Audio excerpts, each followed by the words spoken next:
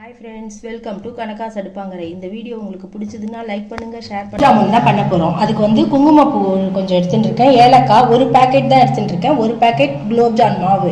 அதுக்கு சக்கரை பாகு வைக்கிறதுக்கு இந்த கப்பால ஒரு கப்பு சக்கரை எடுத்து இதுல போட்டுட்டு சக்கரை பாகு வச்சுக்கலாம். இது டம்ளராலேயே ஒரு டம்ளர் தண்ணி விட்டுக்கலாம். நிறைய வந்து ஜீரா வேண்டாம்.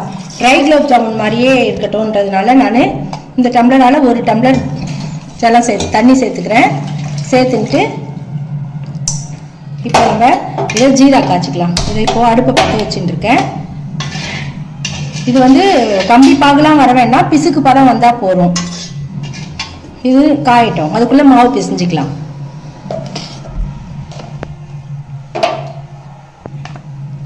இந்த மாவை இது மாதிரி ஒரு அகலமான பாத்திரத்தில் சேர்த்துட்டு அழுத்திலாம் பிசையக்கூடாது, ஜென்டலாக அப்படியே லைட்டாக பிசையணும். இப்போ ஃபஸ்ட்டு இதெல்லாம் கட்டி உருண்டெல்லாம் இல்லாத கையால் நல்லா கோத்து பிசைஞ்சிக்கலாம். பிசைஞ்சிட்டு தண்ணி தெளித்து ஜென்டலாக பிசைஞ்சிக்கலாம், அழுத்தி பிசையக்கூடாது.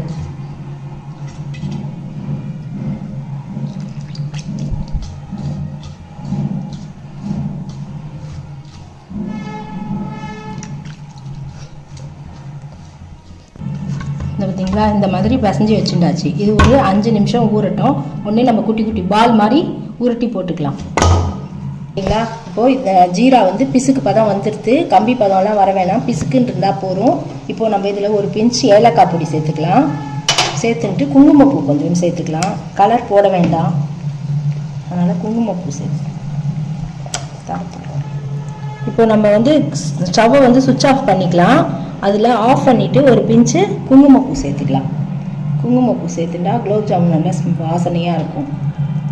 பார்த்தீங்களா, இதுவே கலர் கொடுத்துரும் ஜீராக்கு, அதனால் இதுவே போதும். நம்ம கேசரி பவுடர் கலர்லாம் போட வேண்டாம். இப்போது இது ரெடி ஆகிடுச்சு. இதை நம்ம இறக்கி ஒரு பக்கமாக வச்சுட்டு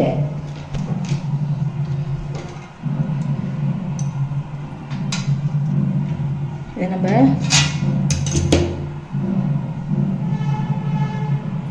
அந்த மாதிரி உருட்டக்கூடாது, நான் சொல்லித்தரேன் உனக்கு. இந்த பக்கம் ஒரு வானலை வச்சு எண்ணெய் குத்திருக்கேன். இப்போ அடுப்பு போட்டுக்கலாம்.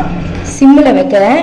எண்ணெய் காஞ்சிட்டு இருக்கட்டும். அதுக்குள்ளே நம்ம இதை வந்து எப்படி உருட்டணும்னா, நெய்யை மெல்ட் பண்ணி வச்சுட்டுருக்கேன். இந்த மாதிரி உள்ளங்கையில் தடவிண்டு கொஞ்சமாக எடுத்து இப்படி நல்லா 2 உள்ளங்கையாலேயே இந்த மாதிரி ஜென்டலாக அழுத்தி உருட்டாத ஜென்டலாக இப்படி உருட்டணும். ஏர் கிராக் இல்லாத இந்த மாதிரி நல்லா உருட்டி நம்ம இதை மாதிரி எடுத்து வச்சுக்கலாம். எடுத்து வச்சுட்டு எண்ணெய் காஞ்சதுக்கப்புறம் போட்டு எடுக்கும்போது பார்க்கலாம். இப்போ நம்ம எல்லாத்தையும் இந்த மாதிரி உருட்டி எடுத்துட்டாச்சு. எண்ணெயும் மிதமான சூட்டில் காஞ்சிருக்கு. இப்போ நம்ம இதை பொரிச்சு எடுத்துக்கலாம். ஒன்று ஒன்றா போடலாம். இந்த மாதிரி ஒரு பாதியாக போட்டு பொரிச்சு எடுத்துக்கலாம். நான் வந்து ஒரு டம்ளர் தான் சக்கரை போட்டிருக்கேன். லைட்டாக சக்கரை சாப்பிடுவேன், எங்களுக்கு நிறைய சக்கரை வேண்டான்னு ஒரு டம்ளர் போட்டிருக்கேன். சக்கரை நிறையா வேணுன்றவங்க 1.5 டம்ளராக கூட போட்டுக்கலாம். நான் இன்றைக்கான ஒரு டம்ளர் தான் போட்டிருக்கேன். இந்த ஸ்வீட்டே கரெக்டாக இருக்கும் எங்களுக்கு, அதனால் அது போருன்ட்டு போட்டிருக்கேன்.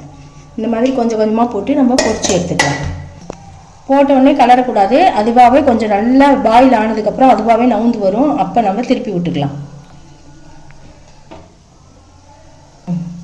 சிம்மில் தான் வச்சு நம்ம பொரிச்சு எடுக்கணும், அதனால் மிதமான தீயில பாயில் ஆகிட்டுருக்கு. பார்த்தீங்களா, அதுவே வெந்ததுக்கப்புறம் அதுவே நான் உருண்டு வருது பாருங்க, அதுவே நவுந்து வருது. பார்த்தீங்களா, அது மாதிரி இருக்கும். அதனால் நம்ம டக்குன்னு கரண்டியை போடக்கூடாது. கரண்டியை போட்டால் பிஞ்சு வந்துடும். இப்போ பார்த்தீங்களா, இது லோ ஃப்ளேமில் வச்சு நல்லா வெந்துட்டுருக்கு. இன்னும் கொஞ்சம் வேகணும். வெந்ததுக்கப்புறம் எடுப்போம். நான் வந்து வெள்ளை சீடு அளவுக்கு போட்டிருக்கேன், இந்த அளவுக்கு போட்டிருக்கேன். இது ஜீராவில் போட்டோடனே இன்னும் நல்லா பெருசாகும். இதுவே எனக்கு வந்து ஒரு பேக்கெட்டுக்கு 50 வந்திருக்கு. பார்த்தீங்களா, இதை இந்த ஸ்டேஜில் வரும்போது நம்ம எடுத்துடலாம். எடுத்துட்டு நம்ம கொஞ்சம் ஆறினதுக்கப்புறம் பாகில் போடலாம்.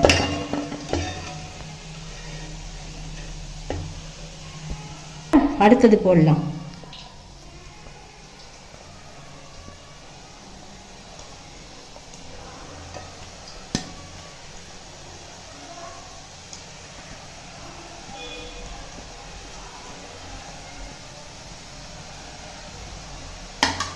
நல்லா வேகட்டும், பார்க்கலாம்.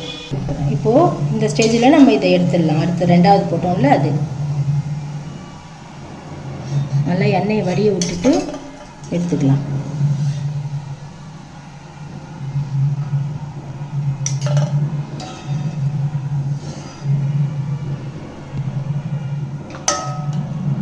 அதே மாதிரி மீதி இருக்கிறதையும் போட்டுட்டு பார்க்கலாம். இது கொஞ்சம் ஆறினதுக்கப்புறம் ஜீராவில் போட்டுக்கலாம்.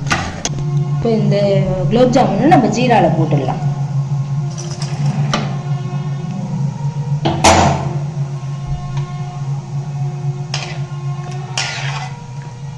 இந்த அளவுக்கு போதும், வீட்டுக்கு தானே நம்ம பண்ணுறோம். இதுவே வந்து ஜீராவில் ஊறித்துனா நல்லா பெருசு பெருசாக வந்துடும்.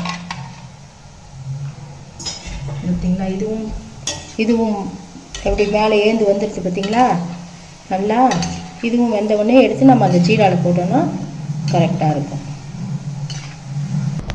நம்மளோட குலோப் ஜாமுன் எல்லாத்தையும் இதில் போட்டுண்டாச்சு. நான் ஜீரா மட்டா தான் வச்சுருக்கேன். ட்ரை குலோப் ஜாமுன் இருந்தால் கூட எங்களுக்கு ஓகே தான், அதனால் நான் இப்படி வச்சுருக்கேன். உங்களுக்கு வேணும்னா சர்க்கரை 1/2 டம்ளர் போட்டுட்டு இன்னொரு 1/2 டம்ளர் தண்ணி ஊற்றினீங்கன்னா நிறைய ஜீரா வரும். ஜீரா வேணுன்றவங்களுக்கு. இப்போது நம்ம இதை டிஷ் அவுட் பண்ணிவிட்டு பார்க்கலாம். வந்திருக்கு. எல்லாரும் இந்த மாதிரி மறக்காமல் வீட்டில் ட்ரை பண்ணி பாருங்கள். எப்படி இருக்குன்னு கமெண்ட் சொல்லுங்கள். எல்லாரும் ஹாப்பியாக தீபாவளியை கொண்டாடுங்க. தேங்க்ஸ் ஃபார் வாட்சிங். Bye friends. இந்த டிஷ் வந்து தீபாவளி அன்னைக்கு பண்ணதுனால போஸ்ட் பண்ண முடியல. லேட்டாக போஸ்ட் பண்ணதுக்கு சாரி. எல்லாரும் இந்த டிஷ்ஷை ட்ரை பண்ணி பார்த்துட்டு எப்படி இருக்குது ஃபீட்பேக் சொல்லுங்கள். தேங்க்ஸ் ஃபார் வாட்சிங். Bye friends.